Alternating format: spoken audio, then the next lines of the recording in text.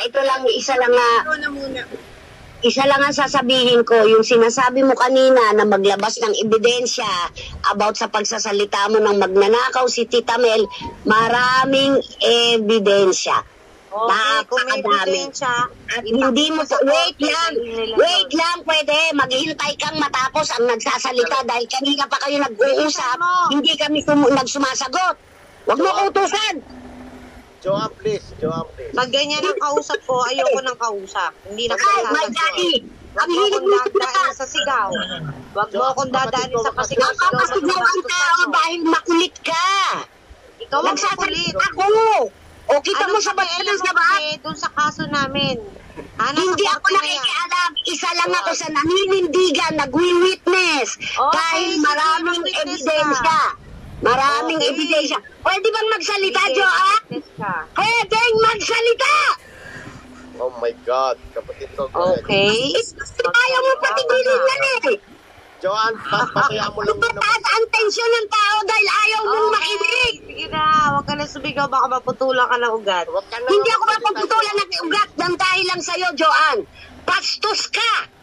Joanne, Ikaw ang please. bastos. Nagsalita kayo kanina, ang haba nakikinig lang ako.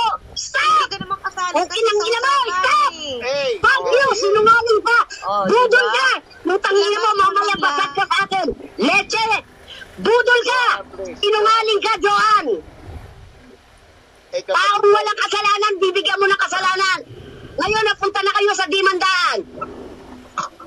Pilit mong pinagsisinungaling, wala kang sinabing pagnanakaw na inaakusahan mo si Tita Mel, ang daming ebidensya, sabay sasabihin mo, sige ilabas ang katunayan. Pangalan mo yun, di ba? Tapos idadivert mo, maraming gumagamit ng pangalan mo. Damn! Walang ganun, Joanne, walang ganun.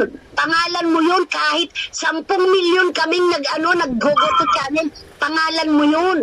Wala na, huwag na tayo magsinungaling yan, andito na tayo eh.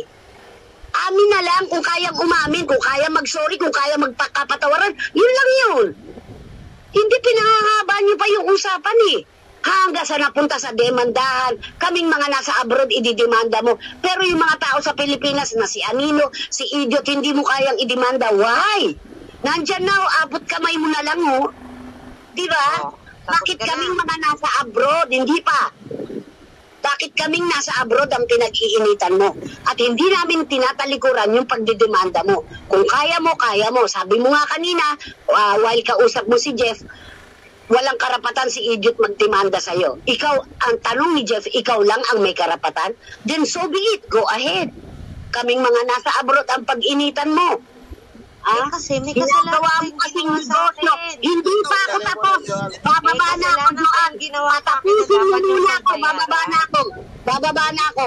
O, di ikaw na lang magsalita at hindi na ako makikinig. Yun pala. Pag ako pala sumagot sa'yo, bababa ka na. Gaga ka pala eh. Mas gaga ka! Mas gaga ka!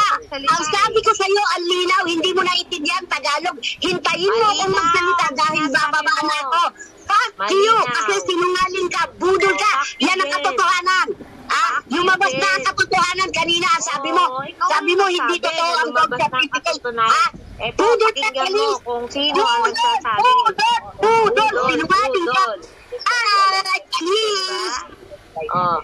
Kuya David, yan ba yung sinasabi mong kapatid mo? Abnormal, di ba?